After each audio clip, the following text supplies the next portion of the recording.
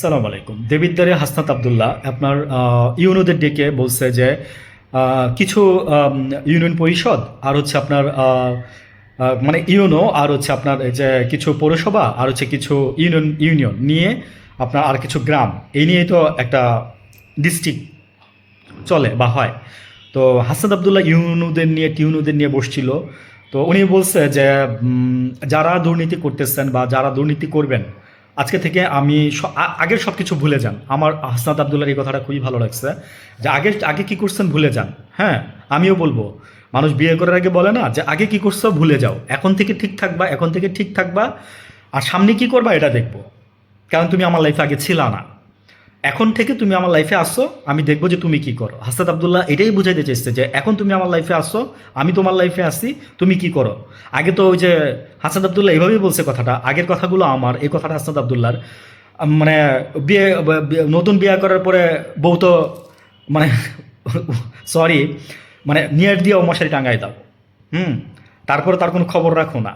তো এখন কথা হচ্ছে কি যে ইউনুদের উনি উদ্দেশ্য করে এবং আশেপাশে যারা আছে বলছে যে দেখেন সবচেয়ে বেশি সেবাটা পৌঁছায় কিন্তু ইউনিয়ন পরিষদের মানুষের কাছে। গেলে কেউ মনে করে যে আপনার যেখানে 50 টাকা লাগে একটা ধরেন বার্থ সার্টিফিকেট বা 100 টাকা একটা ফি আছে, সেটার জন্য 500 টাকা, এমার্জেন্সি হলে 500 টাকা, 1000 টাকা। ছেলে বিদেশ যাবে, 18 বছর হয় নাই, 18 বছর বানাই দাও না ভাই। আরে আমি তোমার অমুক লাগি না তমুক লাগি না, এগুলো করে আমরা সমাজটারে নষ্ট করতেছি। আমরা বললাম না যে ব্যক্তি বিশেষে আমরা যতদিন নিজেদের সুবিধাগুলো আমরা নিতে থাকবো ততদিন পর্যন্ত এই সমাজের এই রাষ্ট্রের কোনো উন্নতি হবে না। এবং আজকে এই 54 বছর পর্যন্ত এইভাবেই কোনো এই দেশে কোনো উন্নতি হয় নাই।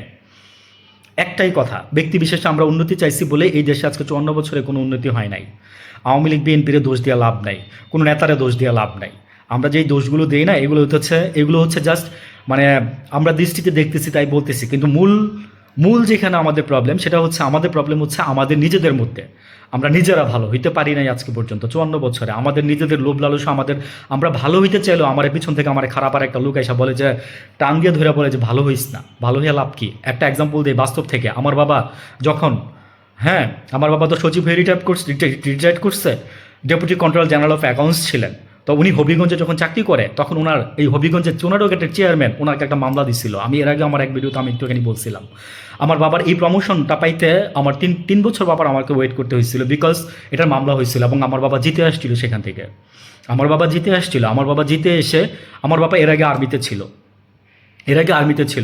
আমার বাবা জিতে এসে সেই প্রমোশন নিয়ে আমার বাবা রাজার হালে বুঝে বললাম না, প্রাপ্যটা আপনি পাবেন, আপনি সৎ থাকেন, আপনি প্রাপ্যটা আপনি পেয়ে যাবেন। হ্যাঁ, আল্লাহ প্রাপ্যটা আপনাকে দিবে, আপনি সৎ থাকবেন, শুধু আপনি সৎ থাকবেন।